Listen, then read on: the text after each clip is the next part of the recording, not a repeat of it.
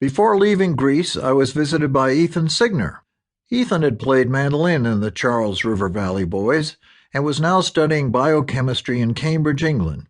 He had just returned from a trip to Ireland with Bill Clifton, an American bluegrass singer who was living in England at the time. A woman named Peggy Jordan had organized some gigs for them in Ireland. Ethan suggested that she could possibly do the same for us later that summer. That sounded good to me, so he said he'd contact her and get something organized. After leaving Greece, I visited John and Uli in Munich for a few days and headed for England to meet up with Ethan at the ferry in Holyhead. Once in Dublin, the plan was to meet Peggy Jordan at O'Donoghue's pub near St. Stephen's Green in the center of town. Naturally, while we were waiting for Peggy to arrive, we had to have some pints of Guinness. 2 or 3 hours passed and still no Peggy. By then, we were overhearing a plot being hatched to liberate either the Inner or Outer Hebrides from their Protestant English rulers.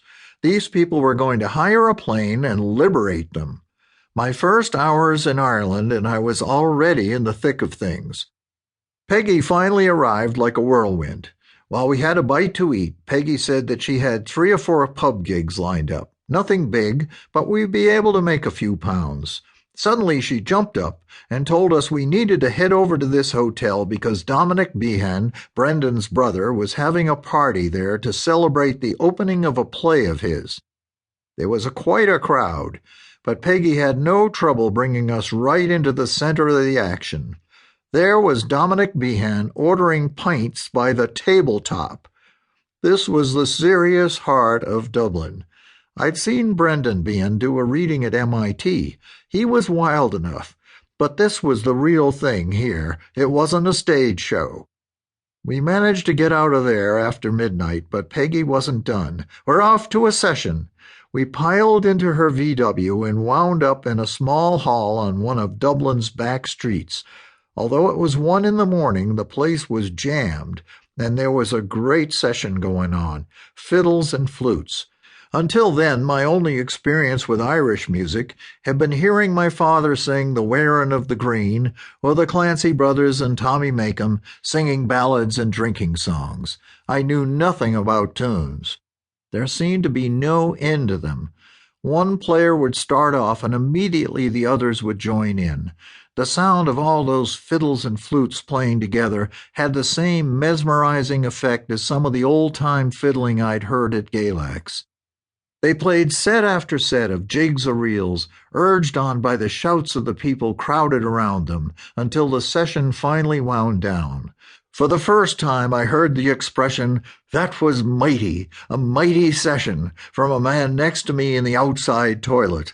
The perfect word to sum it all up, mighty. Finally, we were headed back to Peggy's house, when the motor began to splutter. We were out of gas. There was nothing to do but to abandon the car there, take all our stuff, and walk the last couple of miles. We climbed the front steps up to the front door of this beautiful old Georgian house and were let in by Peggy's son James, who was about 16. He was up and had a big pot of soup on the stove, along with tea, bread, and butter on the table. Everything was ready for us.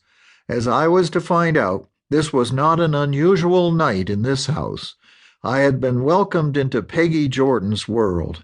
So ended my first day in Ireland.